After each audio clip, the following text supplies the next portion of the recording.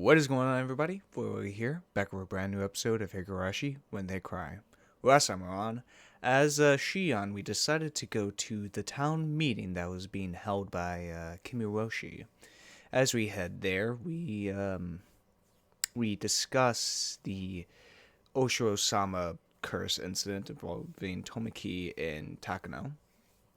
After which, Kimiyoshi is brought to the Sonozaki house, which everything seems to be going fine until Kimiyoshi slips up by saying how Satoshi was a brat. And well, then with Shion into a whole rage-filled murder spree is the best way to describe it.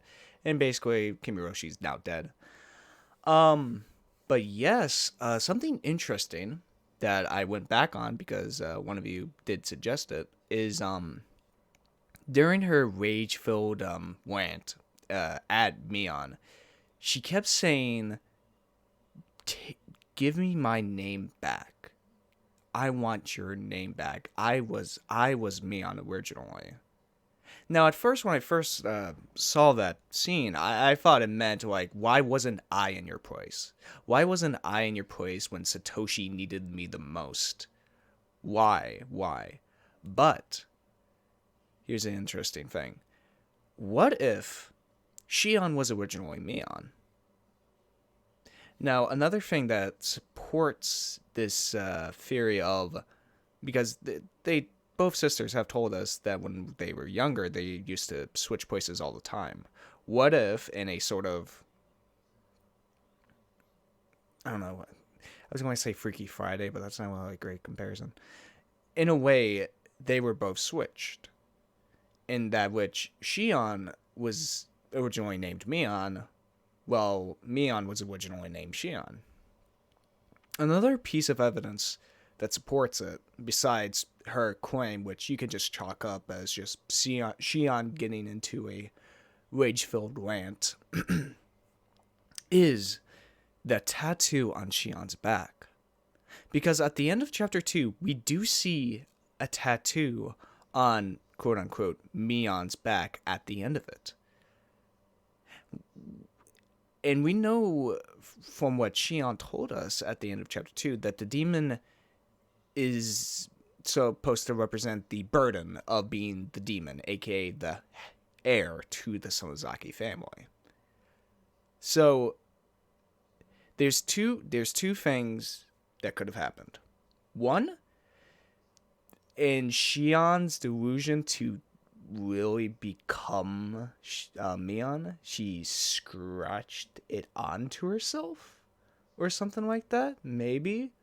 Or two, and the more likely possibility is Shion was actually originally Mion, that she was the original successor, and just one day out of nowhere when they switched was the same day when Shion went to the Catholic boarding school, which makes this whole tragedy with Satoshi and Shion a whole lot worse, you know? Because it's like, in reality, Shion could have done something if she was in Mion's place as the successor. It's an interesting thing to munch on for right now. It's very likely. I don't believe in it 100%, but it's very likely. So yeah, let's get right into the tips. Page 188. After that, I joined the youth group in the search for Kimiyoshi. This night I went down the town council's phone directory and called to see if he had visited, then had the group split according to secure notice divisions and sent them to search the town. Everybody seemed to be assuming they wouldn't find him, but since I knew they definitely never would, it was just bothersome to me. Even after midnight, they were all still enthusiastically looking for him. I bore the sleepiness while yawning. Then I heard somebody whisper, Last year, we did the same thing when Satoshi Hojo-kun went missing. The youth group was looking for someone who would never be found, just like last year. I was yawning because I knew this. Last year, there must have also been some people who were yawning and grinning on the inside. 去年の捜索って何時に終わりましたっけ？あ？工場のとこのサトシの時かい？あれは何時だったっけ？午前の0時過ぎくらいには解散したような気がするな。It was already 2 in the morning. Although they spent this much time searching for Kimiyoshi, they didn't do the same when Satoshi-kun went missing.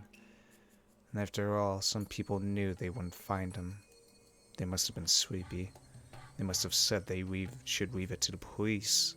Shit. I want to kill the people who said that. Jeez. Also, another thing you guys reminded me of is how cold Shion was when Keichi started screaming at her. And from Keichi's point of view, he was devastated, like, oh shit, I screamed at Shion, she must be devastated. But on the other side, she doesn't care. All she cares about is Satoshi. She doesn't... The more and more she becomes this demon, the less and less she cares for other people. That tip just pretty much like showcased it to us. She does not care of the people who are searching for Kimiyoshi. She can only think of where were they when Satoshi went missing. Which, I can see it from her perspective, but still pretty fucked up. Let's continue.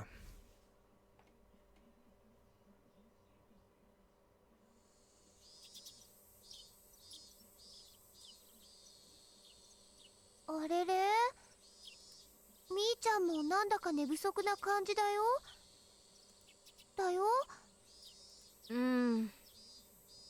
寝たの3時くらいだからね。眠い。3時？おいおい、夜更かしにも限度ってもんがあるぞ。大方漫画の単行本が面白くなっちゃって一巻から読破してしまったんだろう。俺にも経験があるぞ。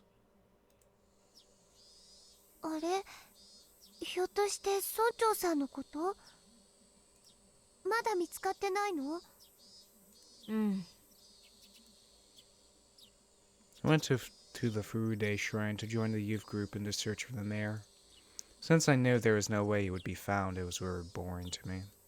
Well, just enduring sleepiness wasn't that bad. Not if you considered what Kimiyoshi had to go through since last night. He had been hanging from the ceiling and couldn't even fall asleep or sit down, since he had to stay on tippy toes the whole time. Jesus.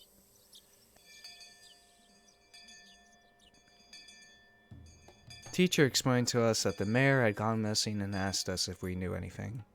A couple of people said some things, but they were irrelevant. To me, this issue meant nothing, but it was all my classmates were talking about. I observed Keichi Marbara. I had no idea if any type of danger was drawing close to him. Maybe I would call him again tonight, pretending to be Shion. Told him some outrageous stuff last night, so he panicked. But I was sure he calmed down after a day. At that time, I heard a little girl's laughter. It was Rika Furude, the last survivor of the Furude family and the current head. However, she wasn't really treated as one. During the family council, she often drew pictures or take a nap in the hag's bed. She wasn't even invited to last night's meeting. It was hard to believe such a little girl was responsible for part of the curse system. However, even though she wasn't in a respected position as the head of the Furude family, there were plenty of old people who worshipped her as the reincarnation of Osho-sama. I'd heard from someone that Rika Furude was rather odd, seemed to behave as if she knew she was that reincarnation. Maybe Takano-san had told me that at the library when she was alive. When Rika Furude became worried about something, the elderly people who worshipped her would make arrangements. It was very similar to the Sonozaki family, and was also the same system as used for the cursed. I wonder, does Rika Furude know anything about the deaths of Takano-san and Tomoki-san? What does she think of people sneaking into the ritual storehouse? Does she know who snuck in and what happened to those people? As the one managing the storehouse, it was possible that she noticed the intruders first. In fact, she was the only one who could have noticed it. She must have pressed on that information, which was why the curse was executed.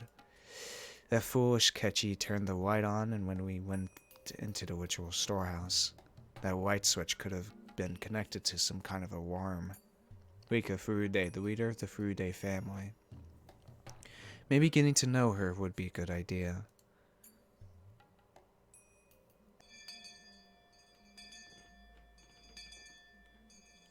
Furude家当主として今回の件はどこまで知ってるの? Oh, interesting. I asked her rather directly. It was hard to tell if she understood I was asking her in place of the Sonozaki family ad, instead of as me on Sonozaki. 富武たちのことですか? Rika answered. The news hadn't been made public yet, and yet she knew about it. Although she looked immature, perhaps she was truly the head of the Furude family. お社様のたたりなのですよ。としか。そんなのは分かってるよ。ならまだ終わってないよね。あと2人残っている。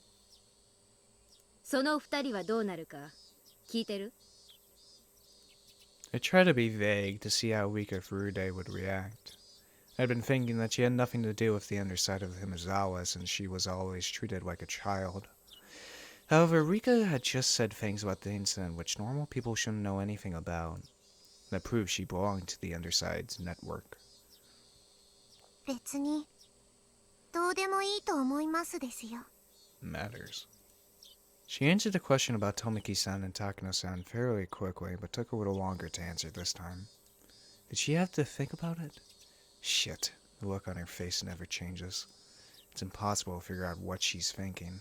どうでもいいってことはないでしょ。それじゃあけじめにならないのは分かってる？僕はちゃんと反省したならそれでいいと思いますです。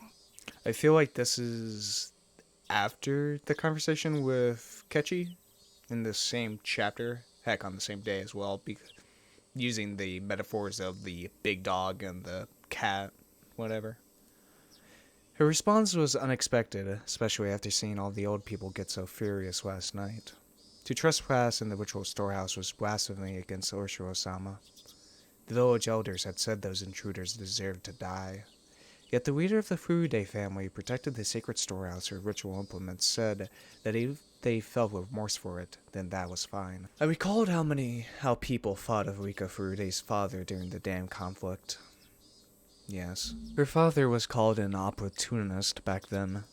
He didn't agree with the Onikafuchi guardians who had resisted violently during the conflict.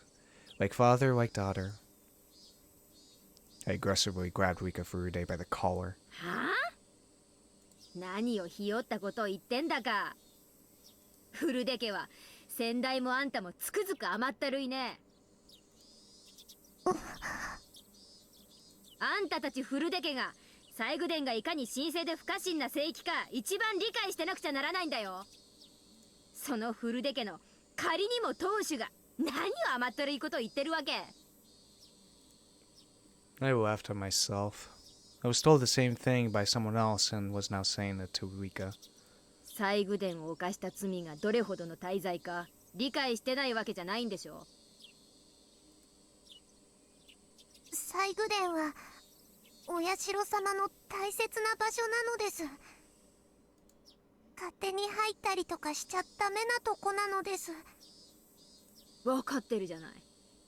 そこに汚れを持ち込んだんだよ、あの4人は。悪い猫さんなのです。にゃー。そうだね、悪い猫だ。2匹は捕まえてお仕置きした。あと2匹いる。にゃー。どうけじめをつけるべきだろうね。フルデ家当主のご意見を聞かせてよ。Rika really didn't usually wear any expression whatsoever, making it impossible to tell what she was thinking. But while I grabbed her by the collar and stared at her, I could tell somehow. Rika was a little disturbed. I sensed she was trying to see what I was thinking in turn. 僕は2匹の猫さんは許してあげたいです。それでけじめになると思ってんの？けじめって言葉が僕に。ああ、いい質問だね。じゃあお勉強しよう。けじめってのはね、罪をあがなうってことなの。罪は残せない。お社様のお怒りを放置することになるんだからね。だから罪の大きさに比例したけじめで罪を清めなければならないの。わかるよね？お社様は別に西宮殿を見られても怒らないのですよ。はあ？あんた何言ってんの？あの中を見ちゃダメなのは、あの中に怖い道具がいっぱいあるからなのです。 Yeah, it's not exactly a great tourist attraction. 見るときっと怖がる人もいると思いますのです。だから誰にも見せないようにしてあるのですよ。見た人もきっと怖かったと思います。だから反省してると思いますのです。反省してるから許されるって、あんたが決めることじゃないでしょ。それはお社様が決めること。僕はお社様の巫女ですよ。そんなことは知ってるよ。じゃあ何さ、あんたはお社様に怒ってませんよって直接声を聞いて確認したとでも言うわけ？ Rika nodded yes without hesitation. I can't believe the lies she's coming up with. I'm not surprised. I'm shocked. あんたら古出家がそんなざまだから、あんたの両親は一昨年のたたりで死んじゃったんだよ。 Jesus. お社様に仕える資格がないとお怒りを受けてね。それであんたの父親をたたり殺したんだよ。お社様はそんなことしないのです。お父様はお社様のたたりで死んだんじゃないのです。こんなのが最後の古出家の巫女だとはね。お社様が心を安らかにできないのがよくわかるよ。お社様をお祭りする古出家の人間でありながら嘆かわしい。ミーが何を怒っているのか僕にはよくわからないのですよ。 I realized she was in a position to know as much as the other two family heads. It's proof she talked about this year's incident as though it was nothing. Yet she could feign ignorance with a serious face. She sure is something. She's even better than me. Oh my god, Shion. I slapped her a few times and pushed her to the floor. Rika, having tumbled downward, looked up at me with tears in her eyes. そもそもあんたが西宮殿の鍵が重いから簡単なものに付け替えたいって言い出したのが事の発端なんだよね。そうですよ。硬くて僕では大変だったので、君吉に相談して簡単な鍵に付け替えてもらったのです。 It's very interesting how Rika said that her father's death wasn't because of the curse of Oshiro-sama. Which wouldn't make a lot of sense if the whole curse system is, in fact, what is actually happening in Hinazawa. Why?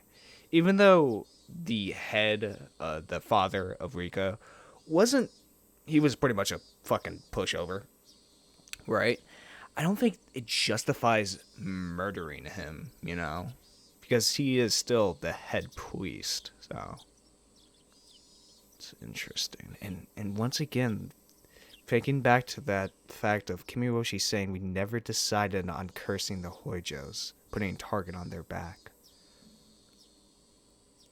There's more to this. あんたがその程度の手間を惜しまず頑丈な世情をそのまま残していたなら西宮殿への侵入を許さなかったかもしれない。今回の一件はあんたにも責任の一端があるんだからね。それを忘れない方がいいよ。もちろんあんたと一緒に鍵を付け替えた君吉家当主にも責任があるんだけどね。 The last part was something I'd added on a whim. I'd added to connect Rika's stories to the disappearance of Kimiyoshi. I wanted to pressure her psychologically by doing so.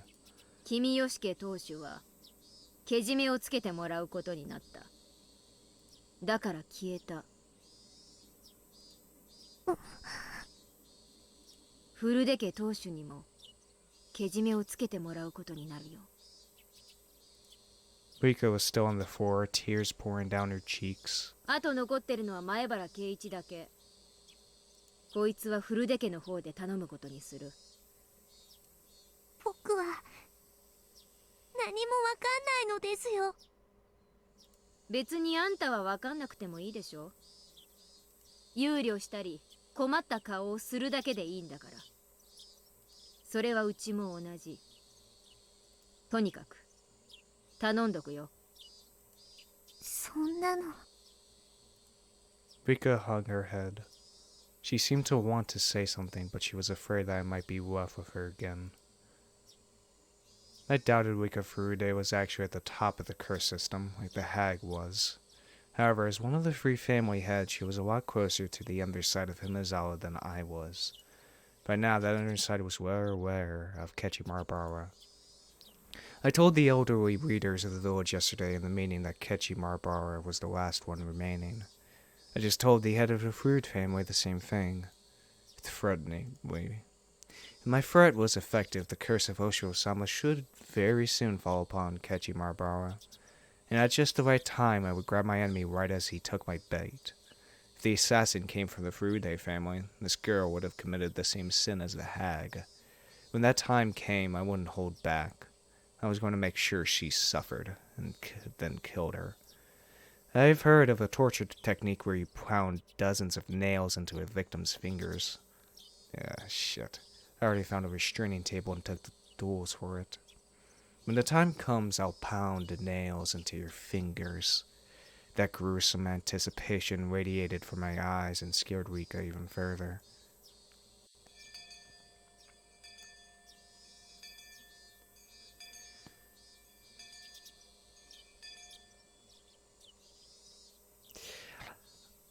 As we're going through this chapter,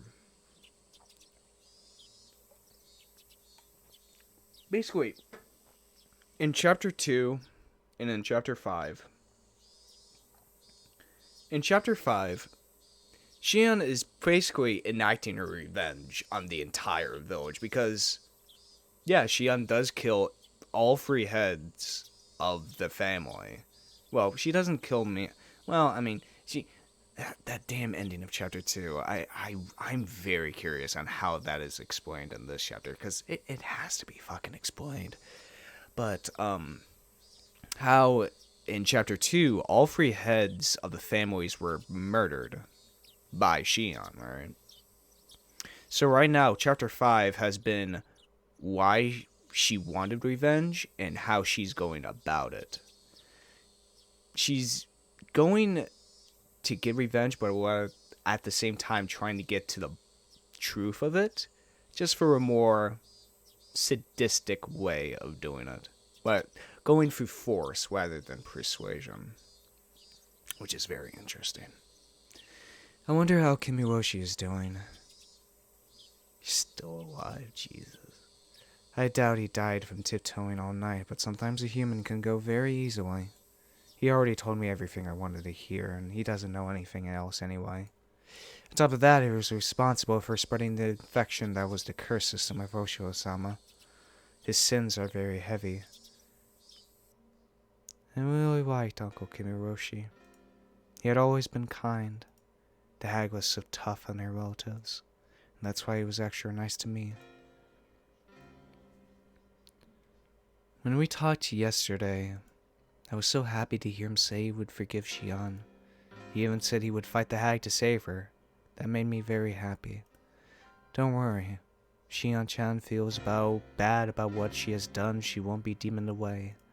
Leave it to me. Felt such warmth inside of me. I almost shivered.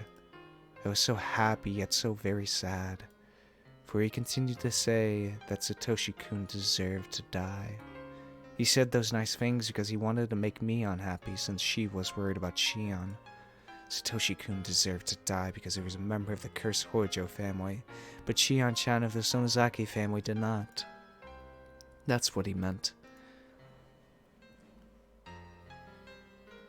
In other words, to the leaders of the village, including Kimiyoshi, members of the Hojo family are more contemplatable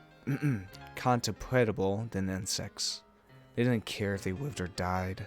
Their sin was not only that they despised the Hojo family so, but also that they let that hatred infect the rest of the village.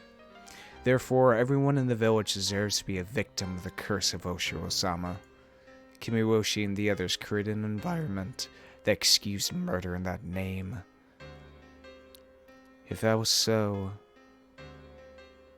if Takano-san and Tomiki-san hadn't committed the serious crime of trespassing in the ritual storehouse, then Sadako Hojo, the last survivor of the Hojo family, and Teppei Hojo, who has been hiding in Okayama, might have been the victims. That's what fucking Teppei looks like? Yeah, he looks like a fucking douchebag.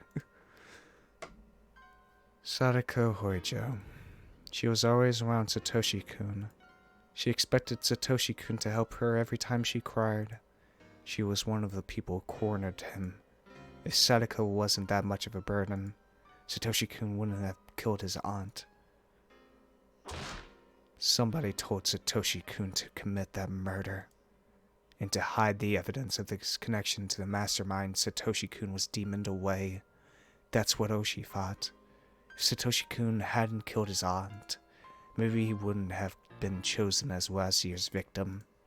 Because the commands were vague after all, the curse of Oshiro-sama fell upon the Hojo family as a whole. It didn't matter which member of the family died. His aunt had a terrible reputation in the neighborhood. She didn't communicate with her neighbors, she was always throwing fists, and there was nothing nice about her in any way. Even if Satoshi-kun didn't kill her, the curse would have fallen upon her sooner or later. Their aunt was the first victim. There needed to be another Hojo to calm the curse. According to a rumor, their uncle is living somewhere in Okayama with his lover. However, Okayama was a little different from Himizawa. The Sonozaki family was powerful there as well, of course, but it would have been more difficult in Okayama to demon someone away. So naturally, Satoshi-kun and Sadako, who were still in Himizawa, became the targets. Which one should be cursed? That was simple. Sadako, of course. She was snobby and lacking in manners. Everyone in the neighborhood liked Satoshi-kun, even if he was the son of the Hojo couple who betrayed the village during the dam conflict. Compared to Sadako, he didn't deserve to die. Therefore, the actual victims of last year's curse should have been his aunt and Sadako.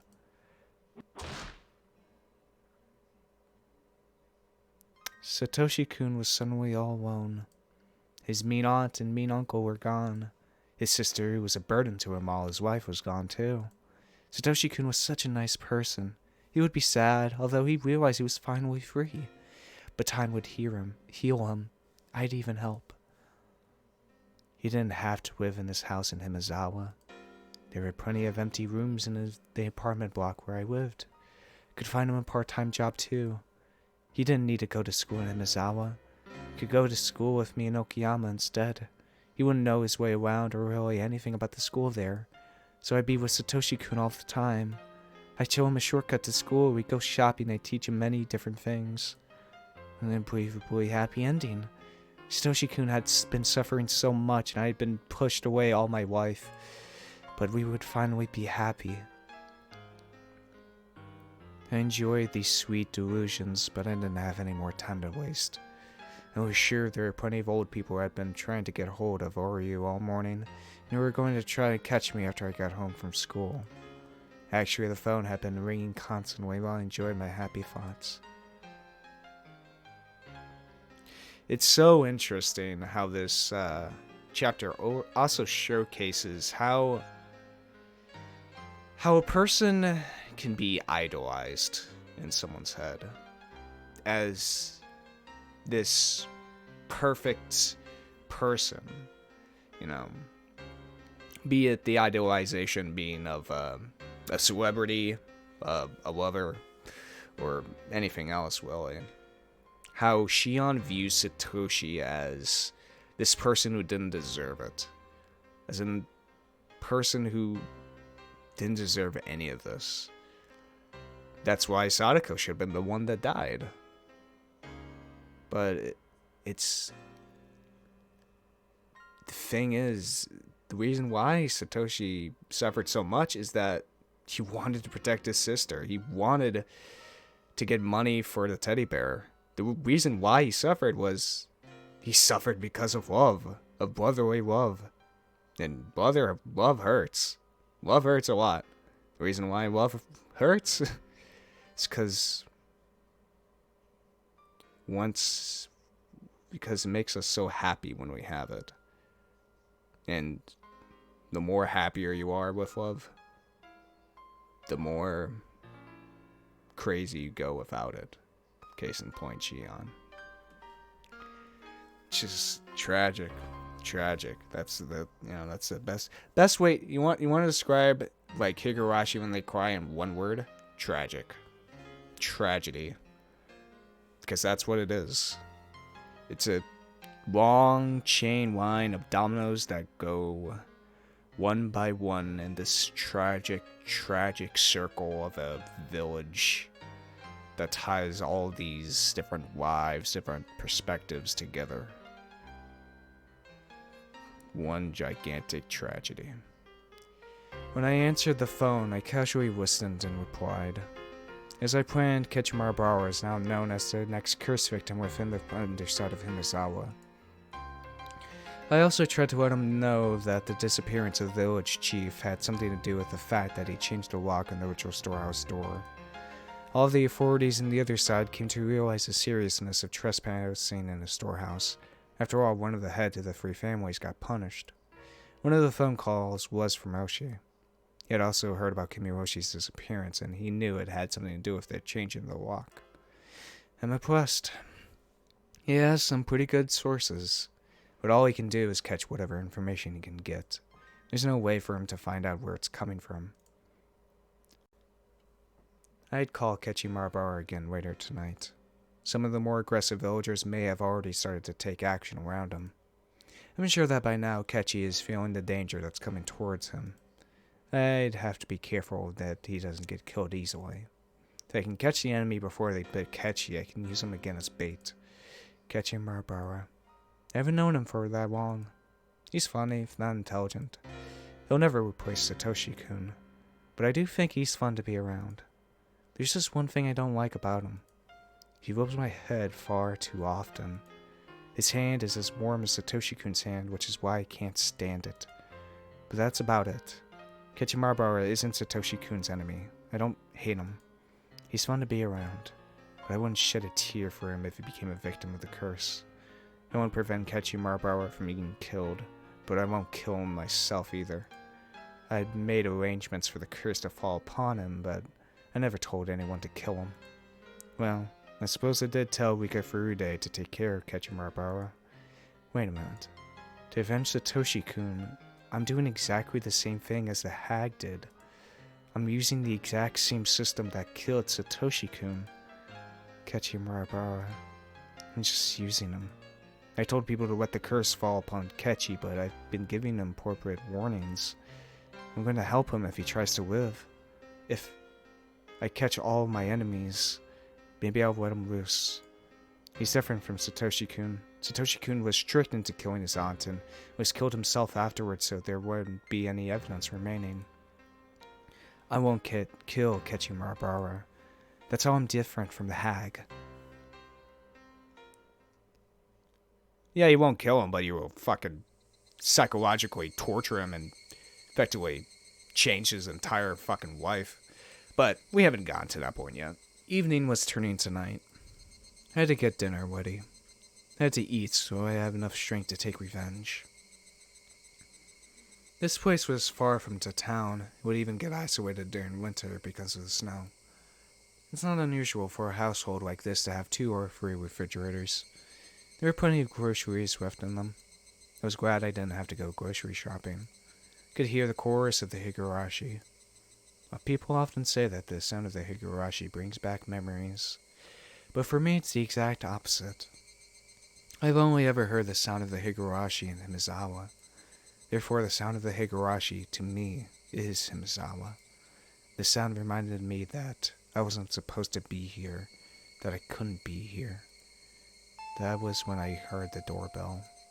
Because there was a good distance between the house and the gate, there was both a doorbell and an intercom by the ladder. It had a security camera too. Something as modern as a security camera monitor in this old-fashioned kitchen looked rather strange. I turned the switch, but nothing appeared on the monitor.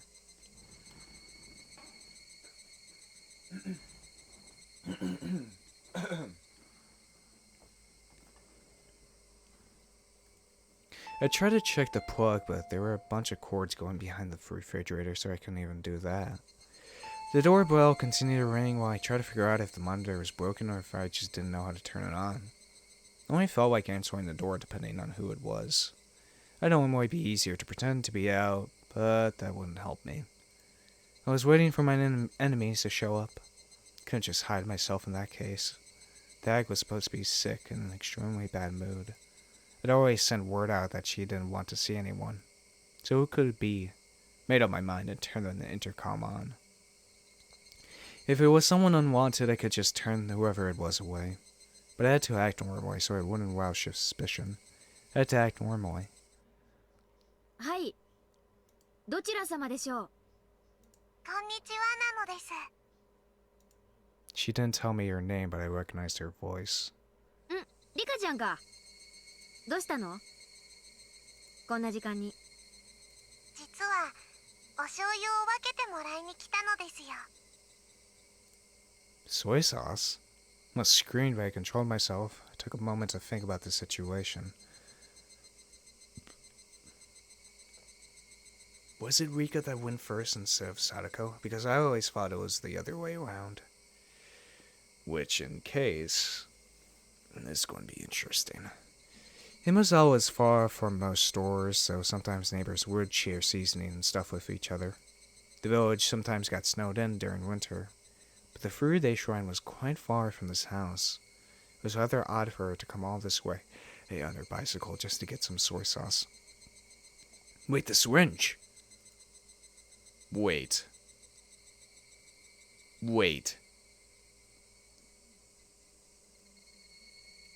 Why am I just realizing this now? But what if that's the same syringe that both, Mion and Wena try to inject Keichi with in the first chapter?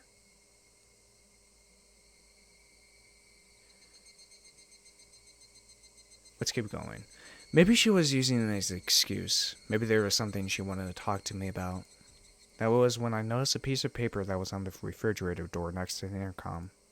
We still have plenty of homemade soy sauce in stock. Feel free to come to the Sonozaki house if you want some. The hag must have given that flyer to everyone.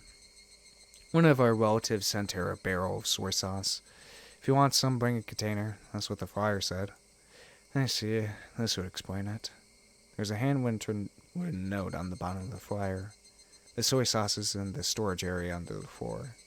Give them as much as they want. There was a storage area beneath the floor. When I opened it, I saw a barrel of soy sauce alongside a funnel and a ladle.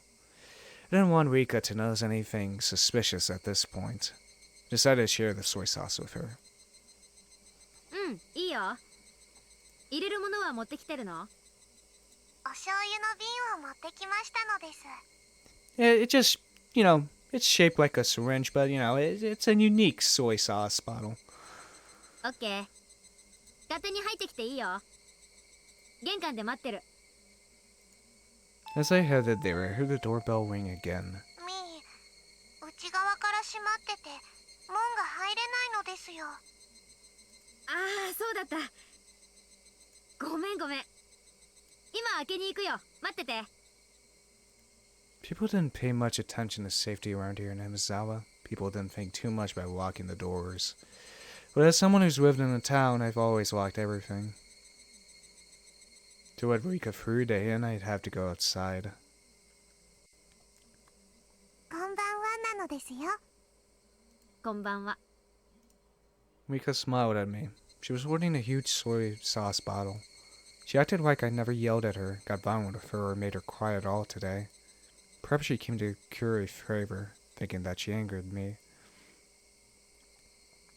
I invited Rika to the front door, told her to wait for a moment, and tried to take the bottle. But Rika took her shoes off and walked into the house with the bottle in her hands. いいよいいよ。私が入れてくるから待ってなよ。僕も上後でお醤油入れるのは上手になったのですよ。She looked at me as if begging. I guess she wanted to pour the soy sauce into the bottle herself. I didn't want her to come into the house, but I suppose I didn't want her to wait there alone either. She came to the kitchen with me, I could keep my eyes on her. And so I brought Rika to the kitchen. We walked down the hallway. I only heard my footsteps. I stopped suddenly and turned around to make sure Rika was following me. Rika bumped into me. ああ、ごめんごめん。 I made sure she was right behind me and started to walk again. Tap, tap, tap. Tip, tip, tip. Tap, tap. Tip, tip. Rika must have been having fun matching her footsteps to mine. Even when I quickly sped up, our footsteps matched perfectly. Tap, tap. Tap, tap, tap. Tip, tip. Tip, tip, tip. Tap, tap, tap, tap. Stop suddenly. Tip, tip, tip. Tip. Rika stopped suddenly too after taking an extra step. When I turned around, Rika smiled at me. Extra step, huh? Our footsteps matched perfectly, and when I stopped suddenly, I heard her extra step. I experienced such footsteps before. It was making me uncomfortable. But now, although her footsteps sounded the same as the other ones I experienced, I saw her when I turned around. That was the difference between them.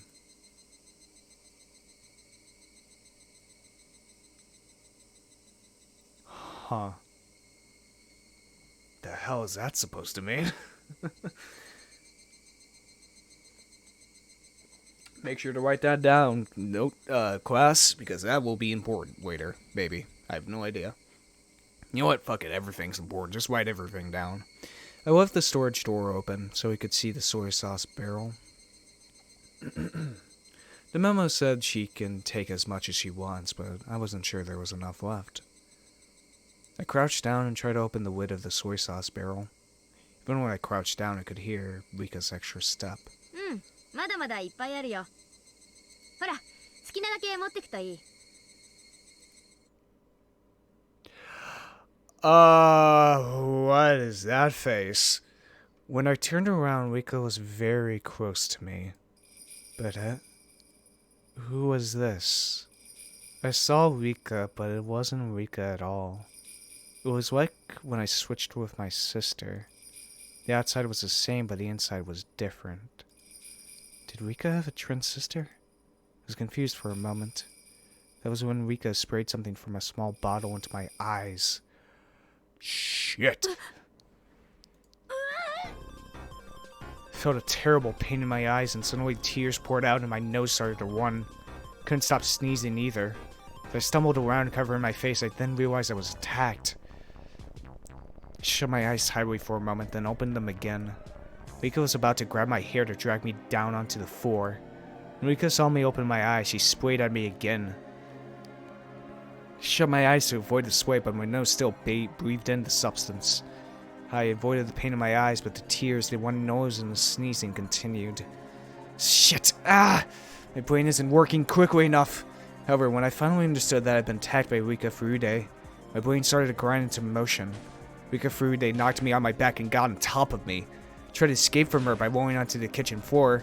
As I rolled, I hit an oven, a huge jar, and destroyed a pile of something on the floor as I fought back. But Rika didn't let go of me. She stayed on top and restrained me.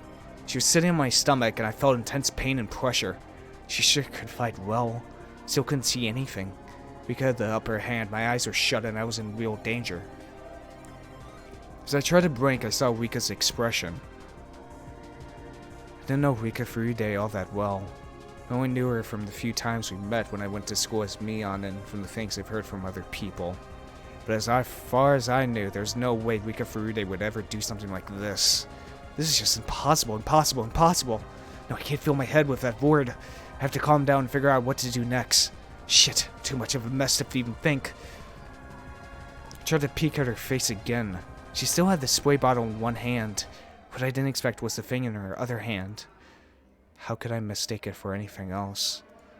It was definitely a syringe. When Rika realized I regained my eyesight, she pointed the spray bottle right at me and went loose with it. I shut my eyes tightly and tried to ignore the pain, but that was when, even though I was blinded, Rika made a miscalculation. She had sprayed at me from such a close distance that she inhaled the substance as well. I heard Rika sneeze and realized that was my chance. Even if I couldn't see, I knew she was right there. I hit Rika's face a few times. When I felt Rika's weight shift, I escaped. I then got my stun gun ready. Rika must have inhaled just a little of the spray. She wasn't sneezing anymore and was glaring at me instead.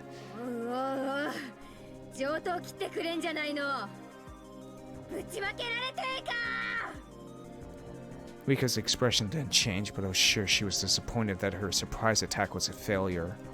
Rika flinched just a little, but she was still holding the spray bottle and aiming it at my eyes. She was trying to use the spray first, and then give me the shot. I didn't know what was in that syringe, but it was a clear liquid. It had to be something bad. Clear liquid. Wasn't that the same one from, like, chapter 1? Clear liquid sounds very familiar. She wanted to take my eyesight, get on top of me, and then give me the shot. If whatever was in the syringe took a while to take effect, I might have not have the chance to fight back and seriously injure Rika. But Rika's surprise attack told me that just being injected was more than enough. In other words, whatever the effect, it would start to work immediately. Therefore, I wouldn't be able to fight back against her. It'd probably either knock me out or kill me. In any case, what I had was equally deadly. My stun gun was very powerful. Just one shot would be all it took. What has happened before was proof of its power. Rika knew my stun gun was a lot more powerful than her spray. She was being extremely cautious.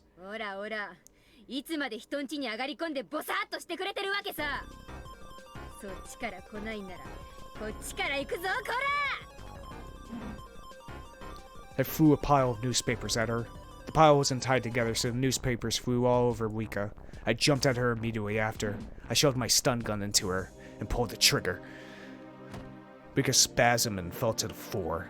You fool! Hesitating in a fight where a single blow wins? Only amateurs just glare at each other. You don't have a single clue about how advantageous the first strike is when a single blow can decide everything. The spray bottle rolled on the ground, but she still had the syringe. Rika was down, but I couldn't let my guard down either. I kicked her in the side and scrambled on top of her. I took the syringe. I held Rika's arm down and gave her the shot. Oh my god. My actions could hardly be called gentle. I injected her violently. I injected everything that was in the syringe. Rika began to convulse. I stood back and watched for what would happen to her body. Of course, I still had my guard up. While I was assumed that the drug would incapacitate her immediately, I didn't know what kind of reaction she would have.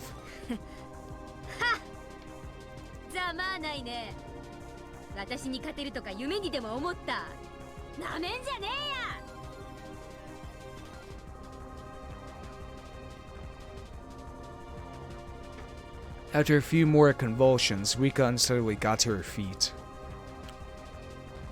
That's ridiculous. How can she even stand? I looked at my stun gun. Damn it! Power was on the lowest setting. Maybe it had been readjusted when we were rolling around on the floor. Changed the setting to maximum. Rika turned pale and started sweating all over. I didn't know its exact effects, but if Rika had given me the shot, I'd be the one experiencing her symptoms. She looked really sick, so obviously she must have been feeling awful too. She couldn't even focus. She was very wobbly and had her hand on the wall. She lost her balance and must have been hard for her to even stand. She didn't look so brave anymore. Rika wobbled some more and moaned as if she was about to throw up.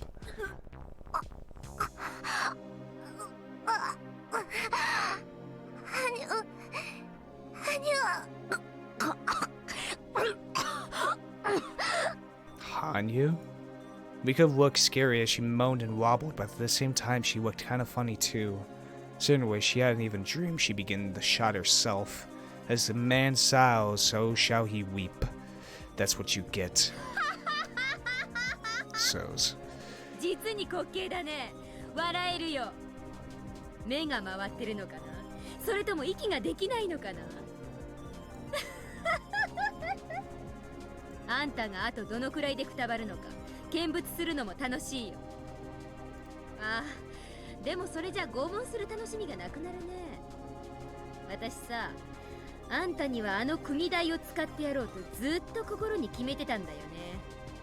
あんたが自分の薬で死ぬのが早いか、両手樹脂に釘をたらふく食らって痛みで行くのが早いか、ぜひ見てみたいもんだね。よし決めた。そうしようかね。んじゃ会場を移そうか。場所を移すためにちょいと眠っててもらうよ。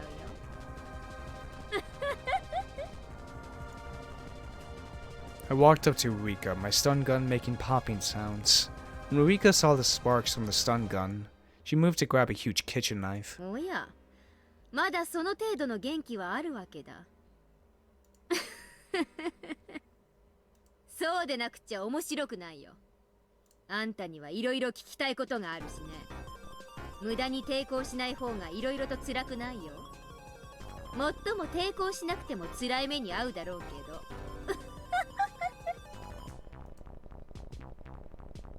残念だけど、あんたの誘いは断るわ。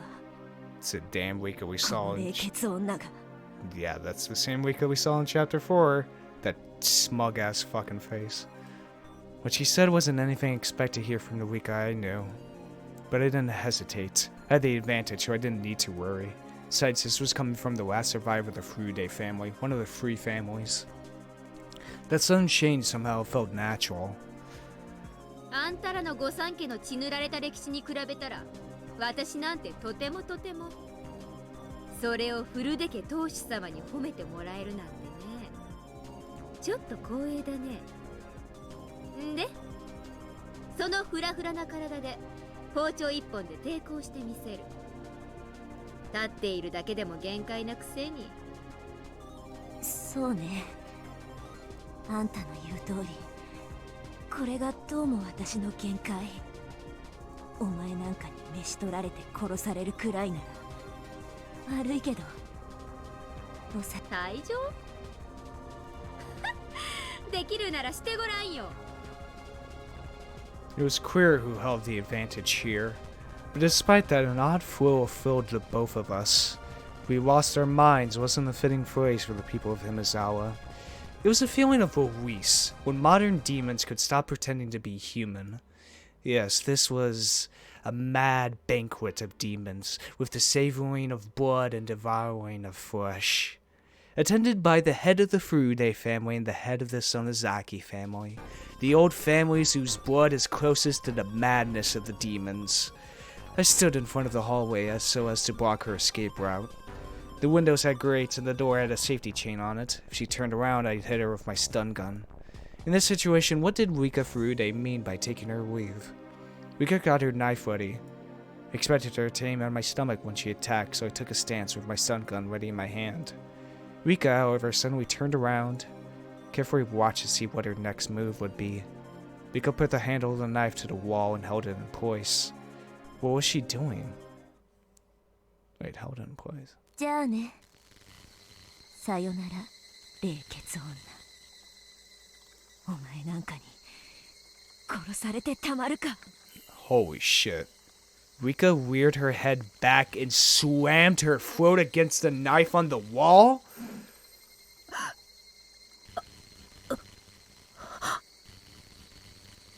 Her blood splattered all over. Rika bent backwards repeatedly and let the knife slash at her throat. Jesus. Again and again. Her neck and chest were dyed red. I'd always thought blood was darker, but her blood wasn't dark, it was so bright. I must have been confused, but it looked pretty. After doing this several times, Rika turned around. Her eyes were wide open. She didn't look like she was from this world. Her face looked like something both living and dead, both real and artificial. It was very scary, eerie, and above all else pale. Although her face looked unearthly, it was a very appropriate face for a demon. I didn't have a mirror, so I couldn't tell, but I was sure I looked exactly like her. Rika continued to violently slash her throat. It reminded me of someone trying to break a huge piece of ice with an ice pick. That was exactly what Rika looked like. The white chips of ice coolly flying through the air. What I saw before me was a beautiful sight. Every time Rika struck her throat, tiny drops of red blood splattered the boring white world around her. It was like a dance. A dedication dance by the final head of the Furude family. The demon's last dance of dedication to Oshiro-sama. Upon seeing that literally blood-curdling dance, I let out a fierce roar. I had no reason to do so. I was howling like an animal. We were like animals trying to kill each other, both getting covered in blood. And inevitably, as one convulsed in the pool of that blood, the other threw back its head and howled. My body shivered with the joy I felt inside of me. This was death, the most final of judgments. It was right before me. The demons howled, screamed, and roared. The wars faded, and my voice started to change from the voice of a demon back to that of a human. As a demon, I roared, but as a human, I sneered. Rika was covered in blood from her neck down. Her blood was pouring out, making a little noise. Rika was still staring into my eyes. I stared back at her. I wasn't sure they were still eyes, though. They were no longer human eyes, but the eyes of the dead. Rika's corpse vomited blood from her mouth and nose and smiled. Then she dropped the knife. She stuck her hands out and turned her palms upward. Her wriggling fingers reminded me of an insect's legs. Those fingers reached her own throat. I'd never seen anything like it. I'd never seen anybody do this before, because Rika was scratching her own throat. She was ripping her own throat apart. Maybe that wasn't a good description. She was trying to whip out the inside of her throat through the opening she made with the knife. Her fingers found the biggest tear. Rika smiled. At least that's what I would have called it if she were still alive. She whipped out to open the tear in one tug.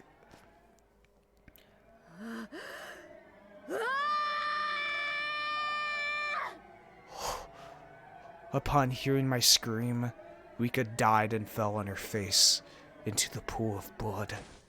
That was it. What the fuck? How is this game able to so perfectly visualize a scene like that? Oh my god. Oh god. Props to Higurashi for making great descriptions for these absolutely horrifying scenes. Jesus Christ. Okay, so it was the same fucking, what the fuck? It was the same syringe that was injected into Tomoki. So, did Rika kill herself just to get out of Chion's way, or was it the drug that was taking effect that made her kill herself? Her own hands whipping out her own throat is definitely the effect of the drug, definitely, but another. Oh, what a scene. What a fucking scene. Ooh. How the fuck is that adapted into the anime? Oh, jeez. She didn't get up again to show me her throat. I stepped back from Rika Furude's body and bumped into the wall in the hallway. Ah! I roared again in admiration of the ritual dance of dedication of the head of the Furude family. Joy ran through my body and my blood rushed through my veins.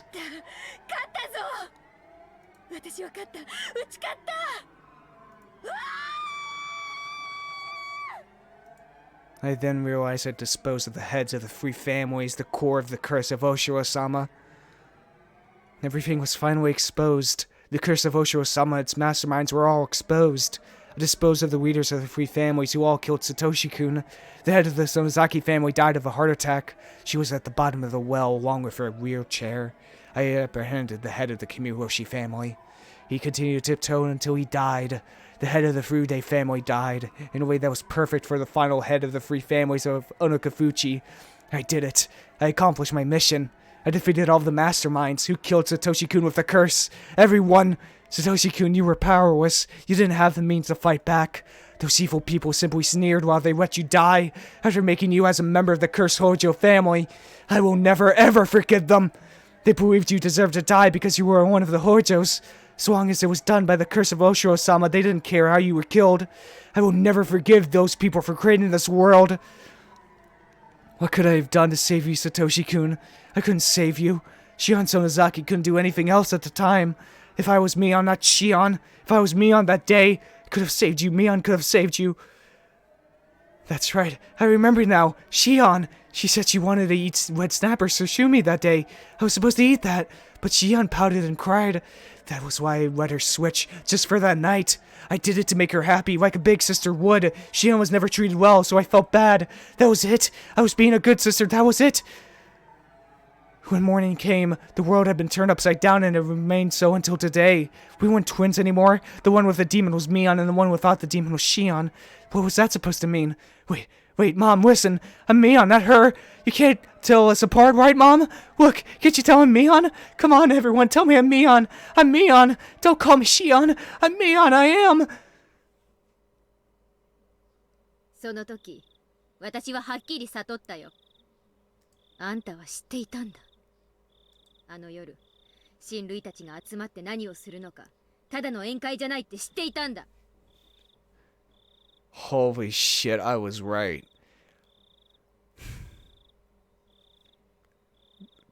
Wow. 知らない。本当に知らなかったの。はあ？なわけないでしょ。あんた、あの日だけ嫌にしつこく絡んできたじゃない。タイの刺身なんて食べたことない。食べてみたい。いつもミオンばかりずるい。私にもって。普段ならおとなしく納得するくせに、あの日だけ必要に。知らないの。本当に知らなかったの。あんな恐ろしいことになるなんて思ってたら絶対に言わなかった。はっ、どうだか。あんたはいつも妬んでたじゃない。ミオンばかりいい目にあってずるいって。だから私が気を利かせてたまに入れ替わってあげてたんじゃない。あんたはそれに満足していなかった。より一層妬んでいったんだ。そしてあの夜の意味を自分だけ知り、私から奪ったんだ。ミオンを奪ったんだ。ミオンを返せ。私がミオンなんだ。私が園崎ミオン。お前はシオンなんだよ、シオン。ミオンを語るな、偽物が。I kicked the bars of the cell repeatedly while I roared. Compared to my roar, the metallic noise of the bars sounded like the cry of a little puppy. I had been convinced by something so stupid. The tattoo of the demon was just a way of telling us apart. Even without that tattoo, I am Mion. That's right, I am Mion Sonozaki. I gathered my hair and put it in a ponytail with the yellow band that Mion used all the time. Since I didn't feel my hair on my neck, I felt like I could think more clearly now. 2 Mions looked at each other through the iron bars. According to our sibling rules, that was never to happen. Yes, there was only one Mion and one Shion. There could never be 2 of either at the same time. Oh, shit. ミオンはここにいる。お前がミオンじゃない。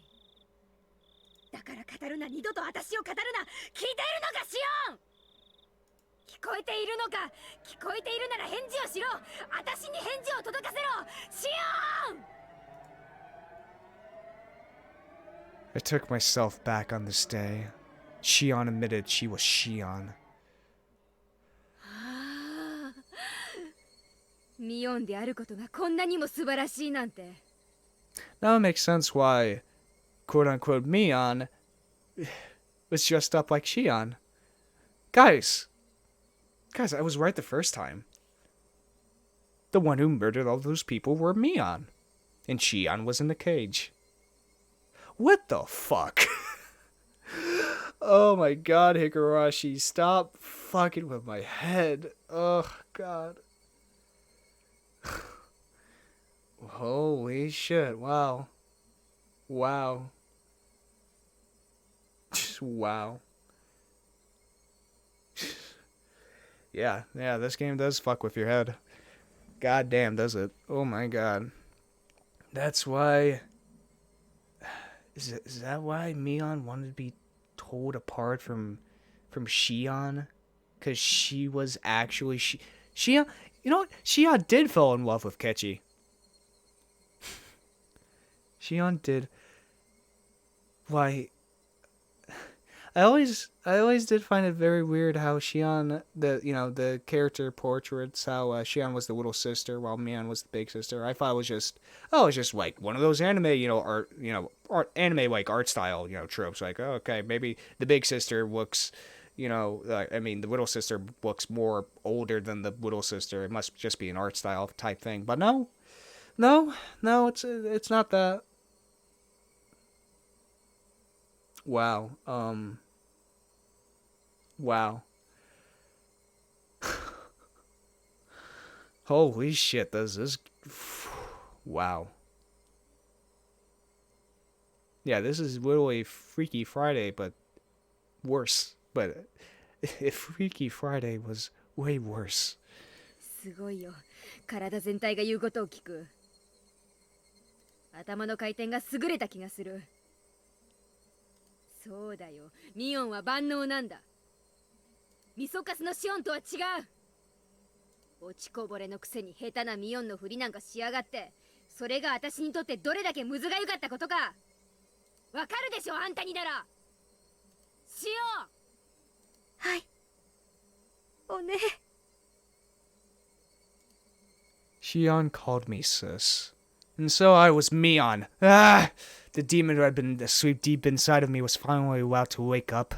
The demon roared and my whole body shivered to express its joy. シオン、あんたには罪がある。あんたは今までミオンだった。園崎家の鬼を継ぐミオンという強い立場がありながら、サトシ君を救わなかった、救おうとしなかった。サトシ君を救うための100億の瞬間があったはずなのに、あんたはその全てを見殺しにすることを選んだんだ。私は許さない、お前を許さない。お前が私だったらサトシ君を救えていたのに。お前が私を奪いサトシ君を殺したことを私は絶対に許さない。 Shion was shaking on the other side of the bars. 私はお前を殺すだろう。絶対に殺す。サトシ君の胸に見合う殺し方をしてやる。お前を一番残酷に殺す方法が何なのか、今日から毎日考えて過ごしてやる。シオンは私がそれを思いつくまでのわずかな日々を、いつ殺されるのかどう殺されるのかに怯えながら過ごすがいい。簡単には殺さない。むごたらしく殺す。殺した後はサトシ君と同じ井戸に放り投げてやる。そしてサトシ君にあの世で謝ってこい。それが私を語り続けてきたことへの報いだ。報い報い。お前の罪。うわー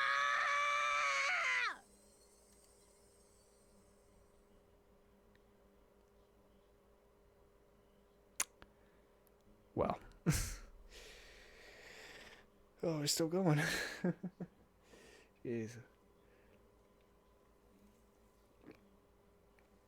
Holy shit, wow.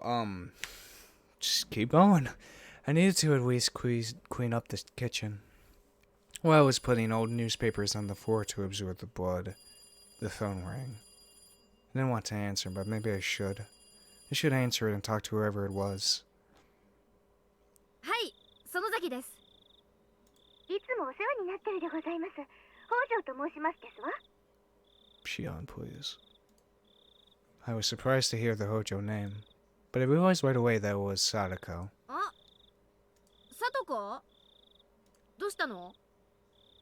夜分遅くに申し訳ありませんわね。うちのリカがお邪魔してませんこと？ Ah, yes. Ever since Sadako Hoijo was abandoned, she had been living with Rika Furude. Of course, she gets suspicious that Rika hadn't returned yet. ああ、来てるよ。あら、まだお邪魔してますの？もう夕飯の時間ですのに。ねえさとこ、実はね、今日さ、ちょいとおかずを作りすぎちゃってね。リカちゃんにも夕食を振る舞ってるんだよ。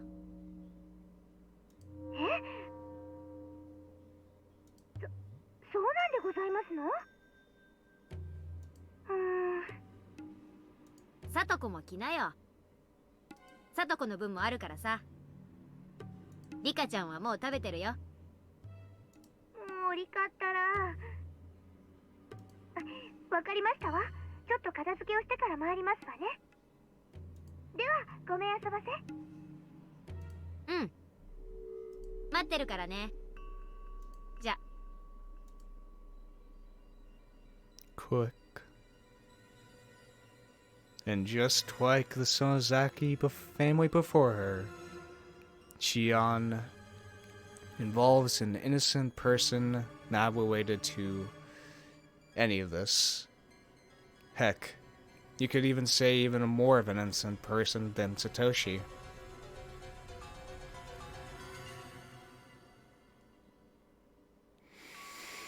This next part's going to be fucking hard. Oh, this next part's going to be hard. Oh, I fucking know. Oh, I know it. Oh, please.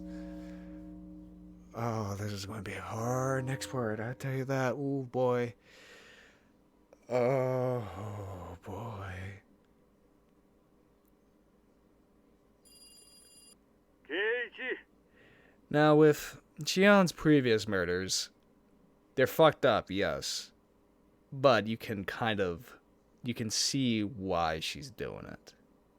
And now with Sadako being added to the equation is where all that reasoning gets thrown out the fucking window. さっきから呼んでるぞ。電話だ。園崎さんから。園崎さんってどっち？姉？妹？そんなのは知らん。自分で出て聞きなさい。もしもし。ミオンか？シオンか？私です。シオンです。こんばんは。シオン！ゆべはすまなかった。つい興奮して。You must have been worried about how I hung up the phone so suddenly last night. 私たちは運命共同体なんです。互いの無事の確認が自分たちの安全の唯一の保証なんです。ああ、それについては同感だ。だから私たちは互いの知っている情報を共有する必要があります。高野さんたちみたいな死に方をしないために。Gulp. Eric Keichi swallowed loudly. では、昨日の続きを話します。もう怒らないで聞いてくれますよね。ああ、大丈夫だ。Keichi agreed to be quiet and listen. I explained the dangerous situation Keichi was in once again. Just like how some evil people in the village attacked Takano-san and Tomiki-san, they might attack us any day. It was ironic, of course, that while I was warning him, I was also the one who made sure the curse would fall upon him. 互いに何か気になることがあったら報告し合いましょう。互いの持つ小さな断片を合わせていけば、ひょっとすると高野さんたちを殺した、いえ、今年の事件に限らない過去の連続事件を解決する鍵が見つかるかもしれません。うん、そうだな。確かにそうだ。では、まずは言い出した私からいきます。最近誰かに監視されているような気がします。I was making this up. I just wanted him to realize how urgent the situation was. と言っても気のせいかもしれません。でも一応報告します。今は気のせいだと思っていますけど、もしもケイちゃんも同じように誰かに監視されているように感じるなら、これは気のせいじゃないのかもしれませんから。そういうことなら安心しろ。少なくとも俺の方は大丈夫だ。 It seemed like nothing had happened to Keichi today, at least. Now that the heads of all three families were gone, it was possible the curse system had been destroyed entirely. If that was the case, then Keichi might not be attacked after all. But if there was someone who did want to attack him, that meant part of the system was still alive. In other words, my mission wouldn't be accomplished just yet. Keichi's like a witness test in this situation. I know whether or not all my enemies were gone depending on if Keichi got bitten. He sure is a very useful man. After that, I went along with what Keichi said. Made sure he was fearful of Mion as well as all three of the families. I explained to him the possibility that the whole village was involved and that the curse of Osho-sama might be some sort of system. Then I remembered Shion wouldn't know too much about the disappearance of the mayor, so I continued. 私もついさっき聞いたんですが、君吉のおじいちゃんが行方不明になったって本当ですか？村長さんのことか。なんだシオン、聞いてないのか？何も知らないです。お父さんが電話でそう話してるのをまた盗み聞いただけですから。ああ、実はな、ゆうべ会合の後、家に帰ってこないとかでひなみ沢中で大騒ぎになったんだ。村中で探したみたいだけど、まだ見つかったって話は聞かないな。警察も探してるはずなんだけど。なんでそんな大事な話を先にしてくれなかったんですか？悪い、もう知ってると思ってたんだよ。隠す気なんかなかった。ケイちゃん、私どうしよう。どうした？話せよ。俺たちの間で隠し事はなしだろ。ごめん、隠すつもりはなかったんです。ちょっと言うのが前後したっていうか。俺たちは仲間だろ。怒ったりしないから正直に話せよ。私、君吉のおじいちゃんに打ち明けたんです。君吉のじいさんってのはシオンにとって相談できる心安い人なんだろう。はい、私のこと小さい頃から本当に可愛がってくれて、私いつも意地悪なことをしてたのに、いつもニコニコと笑って私の言うことは何でも聞いてくれて、本当に優しい人だったのに。落ち着けよシオン。 God, this conversation's so much more fucking just sinister. 別に死んでしまったわけじゃないだろう。そんな簡単に諦めるなよ。Keiichi tried to make me feel better, but he had no idea what was actually going on. It only made me laugh. 村長さんに、私晩西宮殿に忍び込んだこと、誰かにそれを見られてて私たちを狙っている人がいるって。村長さんは高野さんたちがまともじゃない死に方をしたのを知ってるのか？はい、知っていました。あの二人がお社様のたたりで死んだから、私はその怒りを鎮める生贄にされるんじゃないかって本当に率直に言いました。ああ、それで君吉のおじいちゃん怒らなかった。そしてにっこり笑って、しおんちゃんがちゃんと反省してるなら鬼隠しになんかなるものかって本当に笑いながら、任せなさいって。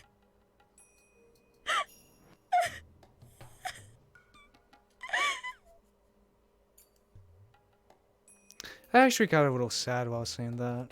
Uncle Kimiyoshi had been so reliable. I was happy when he said that he would protect Shion. I truly was happy. If only he hadn't said anything to insult Satoshi-kun. 私のせいです。私が打ち明けてしまったから。よせよシオン。シオンのせいじゃないよ。いいえ、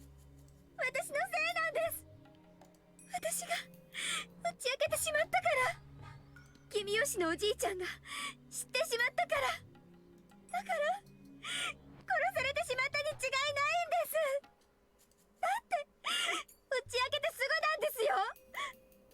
打ち明けて大丈夫って言ってくれたその晩に消えてしまった。 It was such a strange feeling. I wasn't upset at all. But as I pretended to be upset and mutter words of prayer for Kimiyoshi's safety, I started to feel that emotion growing inside me. I was only pretending to be distressed to fool Keichi, yet the emotion I feigned began welling up inside of me. I felt like I was going to be being consumed by that emotion. So the words coming from my mouth weren't words I initially said. They were words that consuming emotions forced me to say. It was like someone else inside of me was doing the talking instead. I was just watching that someone talk from a short distance away. 話すんじゃなかった。これは全部私たち4人のトガだったはず。他人に話してはいけないことだったんです。話したから殺されてしまった。知ったから殺されてしまった。打ち明けたから殺されてしまった。 Is she referring to Satoshi? Oh, maybe. おい待てよ。そんな奴なら打ち明けた村長を殺す前にお前から先に殺すに決まってるじゃないか。順番が違うよ。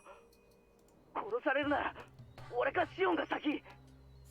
他の奴らが先に死んだりするものか。順番はあります。私たちを一番最後に殺すつもりに違いないんです。なんだって。人思いに殺さないで親しい人たちから順々に殺していって散々悲しい思いをさせた後に殺す、そういう狙いに違いないんです。 What I just said scared even me. Killing our loved ones first to harm us emotionally, and only then kill us at the height of our suffering. Whoa. Felt something crawling up my spine. It's an awesome idea. I must not be human anymore. I really am a demon. Human could never think of such cool things. It would be one incredible hell. Your close friends dying one at a time after being tortured. After all that, you yourself get killed. What a great way to destroy someone's life. Why was I getting so excited about this? Because I could get going with that plan right away. リカちゃんだ。え、今なんて言ったんですか？俺も実は打ち明けたんだ。リカちゃんに今日。リカちゃんってリカちゃまのことですか？フルデ神社のリカちゃま？そうだよ、リカちゃんだよ。俺もどうしようもなく不安で打ち明けたんだ。リカちゃんに。そうしたらリカちゃまはなんて。猫さん心配しすぎなので僕がきっと何とかしてあげますですよ。 Do something about it. Oh shit. リカちゃんはそう言って。 Okay, so that conversation with Rika in this episode was before she had that conversation with Keichi. If she was going to do something about it. Oh fuck. Oh fuck. 俺ちょっとリカちゃんのことが心配になっちゃって。あ、はい。そんなに心配でしたらぜひ電話を。安否を確認してみてください。ああ、そうさせてもらう。 If she went to do something about it, was pretty much kill Mion. Where the fuck did she get that syringe from? また明日もこのくらいの時間に連絡します。それをもって私の安否確認としてください。分かった。待ってる。じゃあな。すまん。切るぞ。 Keiichi hung up roughly.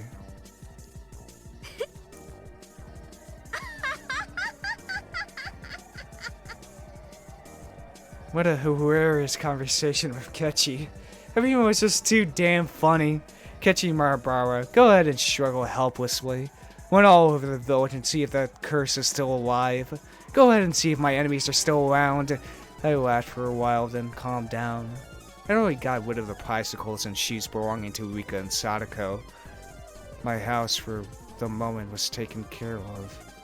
I could expect Keichi to run around in a panic to ask for help from someone and then ultimately come to me on. More than likely, the youth group would end up looking for Rika like they did with the mayor. I'd probably have to endure another long night again, knowing nobody would find her. I decided to wait until the phone rang. I killed time by watching TV until it did.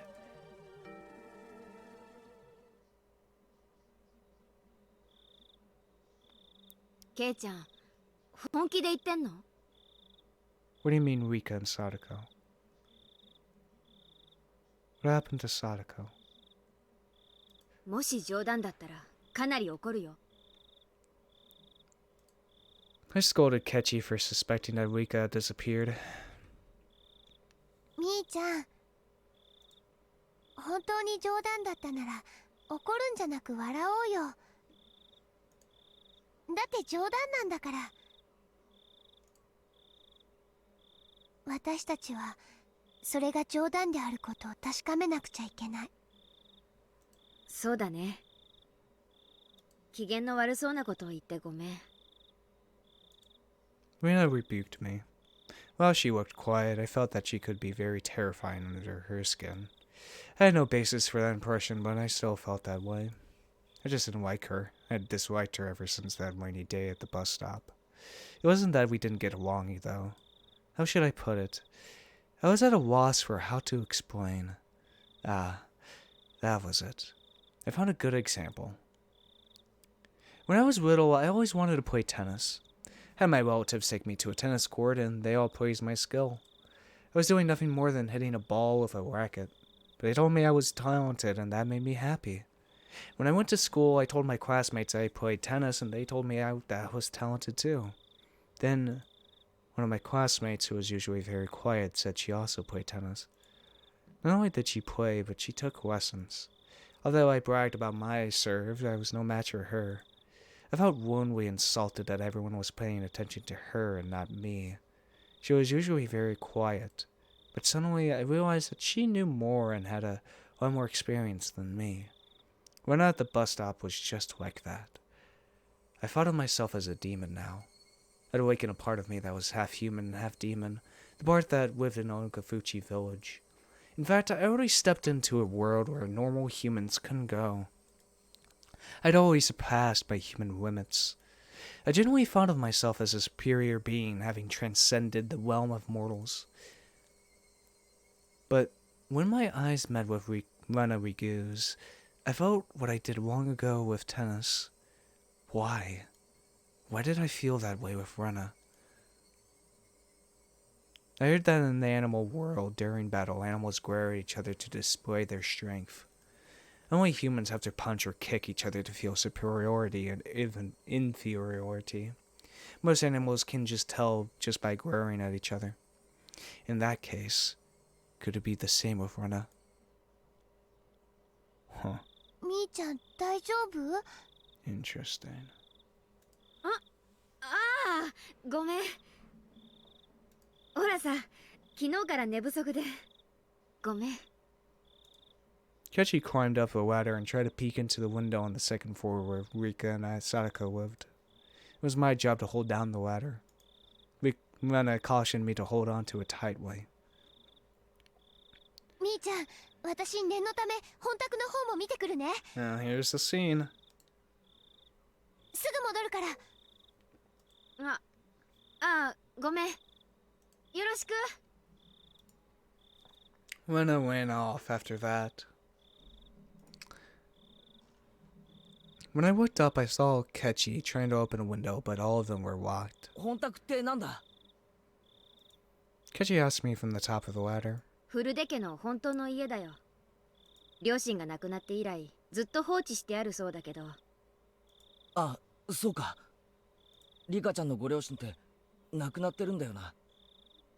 聡子も親はいないよ。お社様のたたりってことで、両親が崖から落っこちてね。お兄さんだったサトシ君もいなくなっちゃって。サトシって前に聞いた名前だな。 He'd heard the name before? I felt anger growing inside of me. Don't you know whose desk you're using every day? You act as if it belongs to you. You drop food on it while eating lunch. You chew on it while taking a nap. Don't you know who it really belongs to? Why am I acting this way? I'm Mion. Satoshi-kun doesn't even exist anymore. He was demoned away. It's hardly Keichi's fault that he didn't know. It really isn't his fault. サトコはリカちゃんと一緒にこの小屋で暮らしてるんだよ。互いに身寄りのない一人ぼっち同士。助け合ってね。本宅って言ったか？そっちで暮らした方が楽だろうに。初めはそうしてたみたい。でも両親を思い出すから辛いって言って。After everyone in Sadako's family died, she started living with Rika. Only made sense. Sadako and Rika were best friends. They didn't care about the Hojo family, the Furude family. They had been best friends since before the damn conflict.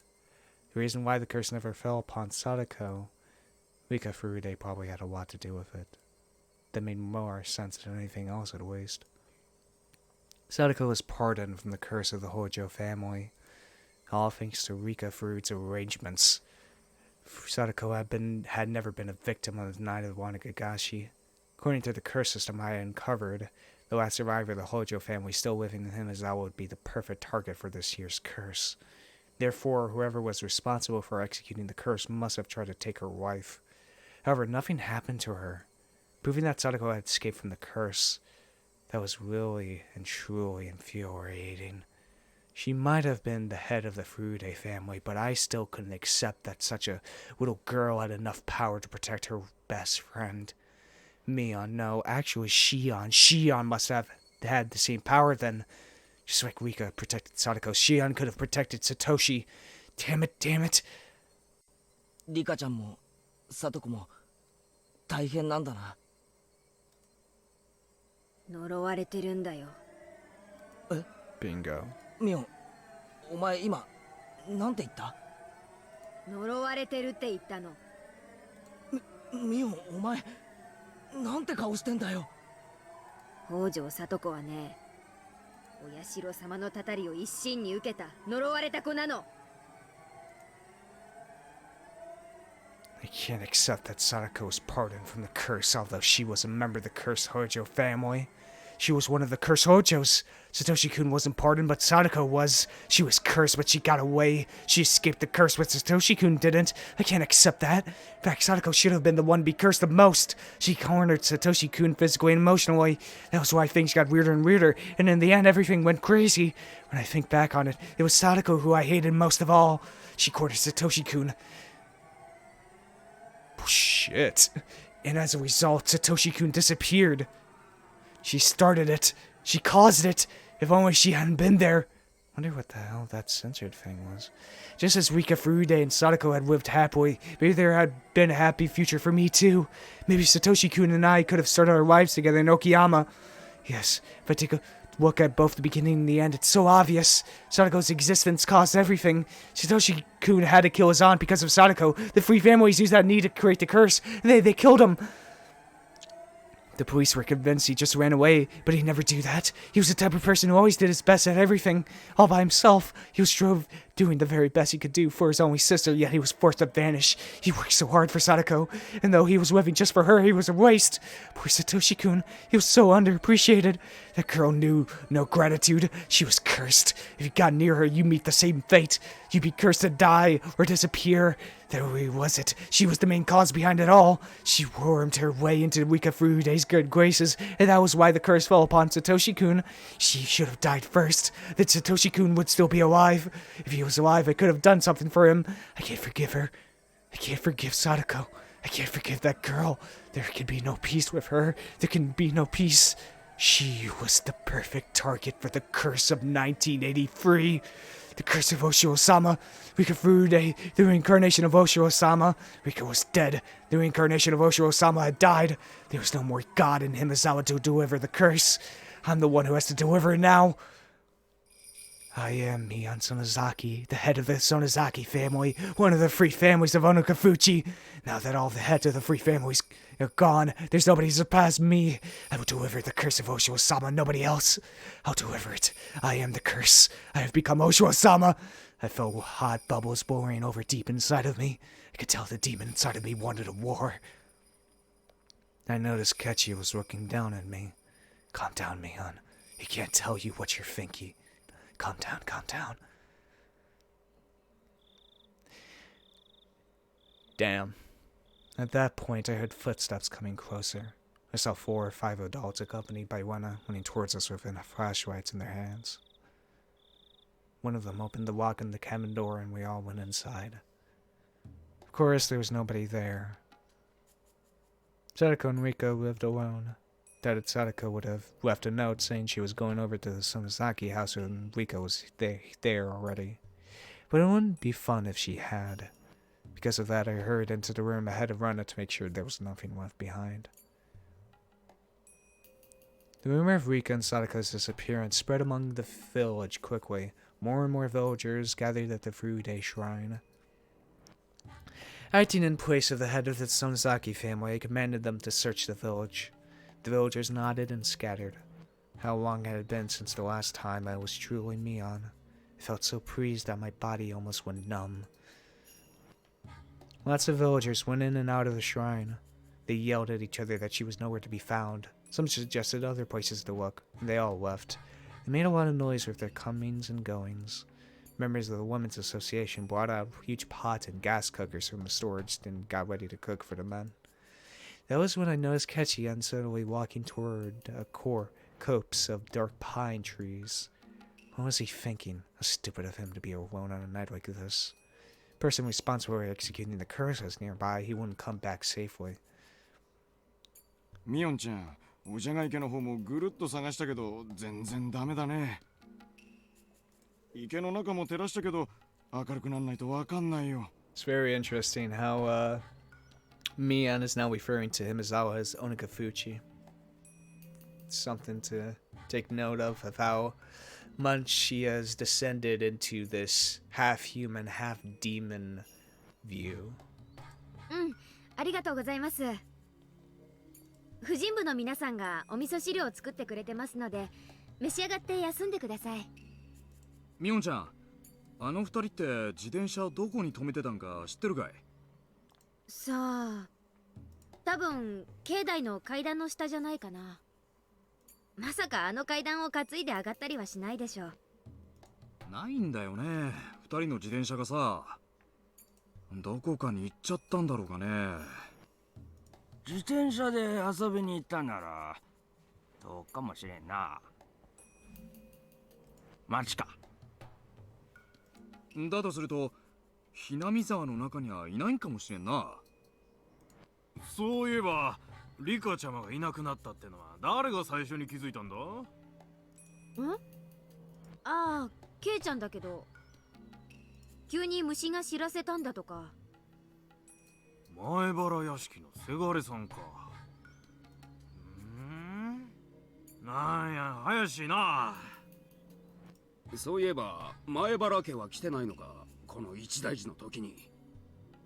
前原家は懲戒未加入だから青年団の連絡網に入ってないんよ。なあ、すったらんしょうがな。俺入ったろ懲戒。あれさね、連絡網に名前が載ってないだけんと違う。連絡網新年に作ったきりやんね。途中から越してきたから載ってない。前原のせがれさんの虫の知らせってのがどうもな。第一発見者が一等怪しい言うやんね。そのせがれはどこ行ったんかいね。さっき松林の方にふらふら行くのを見たよ。誰か呼んでくる？ Conveniently, I saw Keichi and Rena walking back towards us. ケイちゃん、どこ行ってたんだよ。ケイちゃんまでいなくなったのかと心配したよ。すまん。It looked like nothing had happened to Keichi. If so, that's fine. That means I took care of all my enemies. おやおやおや。美味しい匂いが漂ってくると思ったら、これはぜひご評判に預かりたいですね。 Heard the loud, sticky voice of a middle-aged man. It was Oshi. You must be confused about this year's incident. The scale of this curse this time is nothing like the previous ones. Oshi's information at work is about equal to or better than that of the elders on the town council. In other words, he could easily uncover a rumor that was circulating through the underside of the village. He must have came here to see if the disappearance of Kimiyoshi and Rika had something to do with it changing the lock on the ritual storehouse's door. The police will come for me sooner or later. I am Mion Sonozaki. By removing all of the heads of the three families, my enemies, I have become the head in their place. I can't allow Mion Sonozaki to continue existing. I'll have to destroy the existence of the head of the Sonozaki family. When I destroy my own position, that is when my revenge will come to an end. More than likely, I'll have Oshi witness my final moments. My eyes and Oshi's met. Damn it, he thinks I'm suspicious already. You're right, Oshi. I did it. Mion Sonozaki, the head of the Sonozaki family, is the culprit.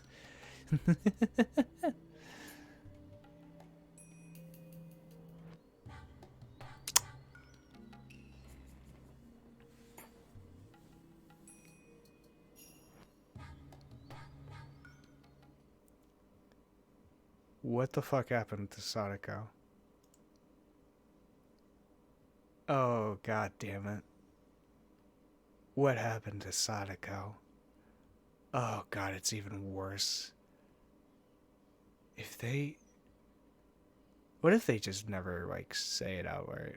Like, it's never seen what happened to Sadako. I think that's way worse. Oh, fuck. Fuck. I think that's... Oh my god, that was a great chapter. Like, holy shit. Ooh. So many twists and turns, so many just jaw-dropping scenes.